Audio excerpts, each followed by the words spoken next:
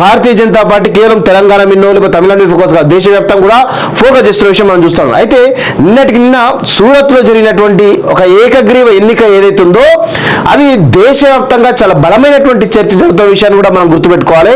ఒకసారి దాని గురించి నేను క్లియర్గా చెప్పేట ప్రయత్నిస్తాను. ఎందుకు ఆ సూరత్ ఎన్నిక అనేది భారతీయ జనతా పార్టీకి ఎంత పెద్ద ఎత్తున ఫెచ్ చేస్తుంటే నార్మల్గా చాలా మంది నంబర్ వాస్తవంగా, కానీ ఇది భారతీయ జనతా పార్టీకి చాలా పెద్ద బూస్ట్ ఇచ్చేటువంటి అంశంగా మనం చెప్పవచ్చు వాస్తవంగా. ఎందుకంటే ఏకగ్రీవమైంది అంటే అక్కడ ఉన్నటువంటి కాంగ్రెస్ కానీ మిగతా పక్షాలు కానీ స్వతంత్ర కానీ ఎందుకు విత్ డ్రా అయినరు అంటే భయపడి విత్ డ్రా అయినరా, లేకపోతే ఓడిపోతామని భయంలోనా, లేకపోతే కాంగ్రెస్ పార్టీ అభ్యర్థి నామినేషన్ రద్దయింది కాబట్టి మిగతా వాళ్ళు పోటీ చేసిన అనవసరమైన కోణంలో ఏమన్నా చేసిరా అనేటువంటి కోణంలో కూడా ఈరోజు ఒక చర్చ జరగాల్సిన అవసరం ఉంది వాస్తవంగా. ఇక్కడ చూడండి, బీజేపీ ఖాతాలో సూరత్ ఏకగ్రీవంగా ఆ పార్టీ అభ్యర్థి ఎన్నిక, కాంగ్రెస్ అభ్యర్థి నామినేషన్ తిరస్కరణ, ప్రతిపాదించిన వారి సంతకాలు నకిలీవని రిటర్నింగ్ అధికారి ప్రకటన. ఇవే కారణాలతో కాంగ్రెస్ ప్రత్యామ్నాయ అభ్యర్థి నామినేషన్ తిరస్కరణ, బరిలోని మరో 8 మంది ఉపసంహరణ. ఇదంతా బీజేపీ కుట్రలో భాగమైన కాంగ్రెస్ హైకోర్టులో సవాల్ చేస్తామని వెల్లడి అంటూ ఒకటి చూస్తున్నాం. సో ఇక్కడ చాలా నాటకీయ పరిణామాల మధ్య ఈరోజు భారతీయ జనతా పార్టీ సూరత్ సీట్ అనేది ఈరోజు ఏకగ్రీవంగా కైవసం చేసుకోవడం జరిగింది వాస్తవంగా. అసలు ఏం జరిగింది అంటే కాంగ్రెస్ పార్టీ అభ్యర్థి ఎవరైతే ఉన్నారో నీలేష్ కుమారి అనేటువంటి వ్యక్తి ఎవరైతే అభ్యర్థి ఎవరైతున్నారో ఆయనే ఈరోజు తన నామినేషన్ లో భాగంగా ఎవరైతే ఈరోజు షూరిటీ కానీ మద్దతుదారులుగా ఇచ్చేటువంటి 4 సంతకాల్లో 3 సంతకాలు పెట్టలేదు. అందులో వారు క్లియర్ గా వాళ్ళంతా కూడా రిలేటివ్స్ అవ్వడం కూడా ఒక దశలో ఈరోజు భారతీయ జనతా పార్టీ దాన్ని ప్రూవ్ చేయడం, ఎలక్షన్ కమిషన్ ప్రూవ్ చేయడంతో ఆయన నామినేషన్ మొత్తం కూడా రద్దు కావడంతో ఆయన ఎన్నిక ఏకగ్రీవమైన తెలుస్తా ఉంది. సో ఇదంతా కూడా కాంగ్రెస్ బీఆర్ఎస్ మధ్య ఈరోజు ఒక ఆధిపత్య పోరు నడుస్తున్నారు, చాలా క్లియర్ గా తెలుస్తుంది. ఒకవైపు కాంగ్రెస్ పార్టీ ఏమో బీజేపీ ఈరోజు అన్యాయంగా అక్రమంగా పెద్ద ఎత్తున ఈరోజు కుట్ర చేసిందని చెప్పి కాంగ్రెస్ ఆరోపిస్తా ఉంది. బీజేపీ ఏమో ప్రతిసారి కూడా కాంగ్రెస్ పార్టీ మా పైన గుర్తు ప్రయత్నం చేస్తుంది. ఆయన నామినేషన్ దాఖలు, ఆయన మద్దతుదారులు కాంగ్రెస్ మద్దతు వాళ్ళంతా కూడా ఈరోజు వాళ్ళు సైన్లు పెట్టకపోతే మేమేం చేయాలనేటువంటి దాంట్లో ఈరోజు పెద్ద ఎత్తున ఈరోజు బీజేపీ విమర్శలు చేస్తూ వస్తా ఉంది. ఇందులో ఆప్ కూడా బీజేపీ విమర్శలు చేస్తూ పెద్ద ఎత్తున కుట్ర అని చెప్పి చెప్తా ఉన్నారు. అయితే వాళ్ళు 4 మద్దతుదారులు ఎవరైతే ఉన్నారో వాళ్ళు పెట్టాలి, సంతకాలు పెట్టాలి. కానీ ఆ 4 మద్దతుదారులు 3 ఎవరైతే ఉన్నారో వాళ్ళు సంతకాలు పెట్టకపోవడంతో అదేవిధంగా వాళ్ళంతా కూడా రిలేటివ్స్ అవడం, ఒకరు బామ్మర్ అంట, ఒకరు కజిన్ అంటే ఇంకొక మొత్తంగా బిజినెస్ పార్టీ అంట, వీళ్ళంతా కూడా ఈరోజు ఒక కన్ఫ్యూజన్ క్రియేట్ వాస్తవంగా. సో దాన్ని ఛేదించి Bharatiya Janata party election commission కు ఫిర్యాదు చేయడంతో అక్కడ ఎలక్షన్ కమిషన్ ఆల్రెడీ ఆదివారం రోజు ఈరోజు దీనికి సంబంధించినటువంటి అభ్యంతరాలని దాన్ని ఇమీడియట్ గా క్లారిఫై చేయండి అని చెప్పేసి అంటే కూడా వెళ్ళకపోవడంతో సోమవారం అంటే నిన్న ఎలక్షన్ కమిషన్ మొత్తానికైతే ఆ కాంగ్రెస్ అభ్యర్థి ఎవరైతున్నారో నీలేష్ కుమార్ యొక్క అభ్యర్థిత్వాన్ని రద్దు చేసి ఎవరైతే ముఖేష్ దళాల్ ఎవరైతున్నారో బీజేపీ అభ్యర్థి సూరత్ నుంచి ఏకగ్రీవంగా ఎన్నికైనా తెలుస్తూ ఉంది. ఈ ఏకగ్రీవ ఎన్నిక ఏదైతే ఉందో ఇది కేవలం సూరత్ కో లేకపోతే ఆ రాష్ట్రానికి పరిమితం కాలేదు, ఇది దేశవ్యాప్తంగా ఒక మోడ్ క్రియేట్. ఎప్పుడైతే భారతీయ జనతా పార్టీ 400 సీట్లు టార్గెట్ గా పనిచేస్తూ దశల వారీగా తమ యొక్క పట్టు నింపుకోవడానికి ప్రయత్నం చేస్తున్న క్రమంలో ఈ సూరత్ ఏదైతే ఏకగ్రీవ ఎన్నిక అవుతుందో ఇది కూడా దేశవ్యాప్తంగా వాళ్ళకు పెద్ద ఎత్తున బూస్ట్ ఇచ్చేటువంటి అవకాశం అయితే బలంగా కనబడుతున్నట్టు చాలా క్లియర్ గా తెలుస్తా ఉంది.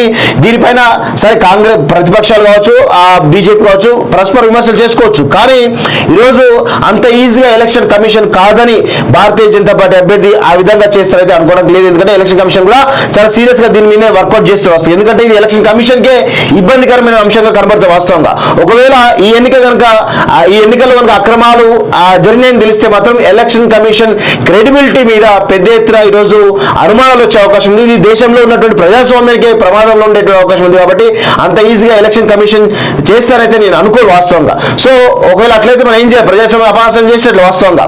సో ఈ క్రమంలో ఈ 3 అవుతుందో సూరత్ ఏకగ్రీవ ఎన్నిక 3 అవుతుందో ఖచ్చితంగా దేశవ్యాప్తంగా రేపటి జరగబోయేటువంటి ఎన్నికల్లో దీని ఎఫెక్ట్ ఖచ్చితంగా ఉండే అవకాశం ఉంది. 370 సీట్లకు పైగా అంటే కాంగ్రెస్ చాలా బలహీనంగా ఉందనేటువంటి దాంట్లో ఈ ఎన్నిక ఏదైతే ఉందో ఇది చాలా క్లియర్ కట్ గా కనబడే అవకాశం, దాన్ని చూపించే ప్రయత్నం పెద్ద ఎత్తున బీజేపీ అయితే చేసే అవకాశం అయితే బలంగా కనబడుతుంది. దాని బేస్గానే ఇంకొంచెం పట్టు నిలుపుకునేందుకు ఇంకొంచెం బలం పెంచుకునేందుకు ఈ ఎన్నిక ఏకగ్రీవానికి అయితే ఖచ్చితంగా వాళ్ళకు యూజ్ అవుతుందని చెప్పేసి మనం చెప్పొచ్చు వాస్తవంగా. అంటే సెల్ఫ్ గోల్ ని వాళ్ళకి వాళ్ళే చేసుకొని ఎదుటి మీద రుద్దుతున్నారు అంతే, సింపుల్ గా చెప్పాలంటే అంతే. సో అది మొత్తానికి అయితే బీజేపీకి సంబంధించినటువంటి జరిగినటువంటి సూరత్ సంబంధించిన ఏకగ్రీవ ఎన్నికకు సంబంధించినటువంటి పూర్తి సమాచారం. భారతీయ జనతా పార్టీ కేవలం తెలంగాణ మిన్నో లేకపోతే తమిళనాడు మీద ఫోకస్ కాదు, దేశవ్యాప్తంగా కూడా ఫోకస్ చేస్తున్న విషయం మనం చూస్తాం. అయితే నిన్న సూరత్ లో జరిగినటువంటి ఒక ఏకగ్రీవ ఎన్నిక ఏదైతే ఉందో అది దేశవ్యాప్తంగా చాలా బలమైనటువంటి చర్చ జరుగుతున్న విషయాన్ని కూడా మనం గుర్తుపెట్టుకోవాలి. ఒకసారి దాని గురించి నేను క్లియర్ గా చెప్పేట ప్రయత్నిస్తాను. ఎందుకు ఆ సూరత్ ఎన్నిక అనేది భారతీయ జనతా పార్టీకి ఎంత పెద్ద ఎత్తున ఫెచ్ చేస్తుంటే నార్మల్ గా చాలా మంది నంబర్ వాస్తవంగా, కానీ ఇది భారతీయ జనతా పార్టీకి చాలా పెద్ద బూస్ట్ ఇచ్చేటువంటి అంశంగా మనం చెప్పవచ్చు వాస్తవంగా. ఎందుకంటే ఏకగ్రీవమైంది అంటే అక్కడ ఉన్నటువంటి కాంగ్రెస్ కానీ మిగతా పక్షాలు కానీ స్వతంత్ర కానీ ఎందుకు విత్ డ్రాయనరు అంటే భయపడి విత్ డ్రాయనరా, లేకపోతే ఓడిపోతామని భయంలోనా, లేకపోతే కాంగ్రెస్ పార్టీ అభ్యర్థి నామినేషన్ రద్దయింది కాబట్టి మిగతా వాళ్ళు పోటీ చేసిన అనవసరమైన కోణంలో ఏమన్నా చేసిరా అనేటువంటి కోణంలో కూడా ఈరోజు ఒక చర్చ జరగాల్సిన అవసరం ఉంది వాస్తవంగా. ఇక్కడ చూడండి, బీజేపీ ఖాతాలో సూరత్ ఏకగ్రీవంగా ఆ పార్టీ అభ్యర్థి ఎన్నిక, కాంగ్రెస్ అభ్యర్థి నామినేషన్ తిరస్కరణ, ప్రతిపాదించిన వారి సంతకాలు నకిలీవని రిటర్నింగ్ అధికారి ప్రకటన. ఇవే కారణాలతో కాంగ్రెస్ ప్రత్యామ్నాయ అభ్యర్థి నామినేషన్ తిరస్కరణ, బరిలోని మరో 8 మంది ఉపసంహరణ. ఇదంతా బీజేపీ కుట్రలో భాగమైన కాంగ్రెస్ హైకోర్టులో సవాల్ చేస్తామని వెల్లడి అంటూ ఒకరు చూస్తున్నాం. సో ఇక్కడ చాలా నాటకీయ పరిణామాల మధ్య ఈరోజు భారతీయ జనతా పార్టీ సూరత్ సీట్ అనేది ఈరోజు ఏకగ్రీవంగా కైవసం చేసుకోవడం జరిగింది వాస్తవంగా.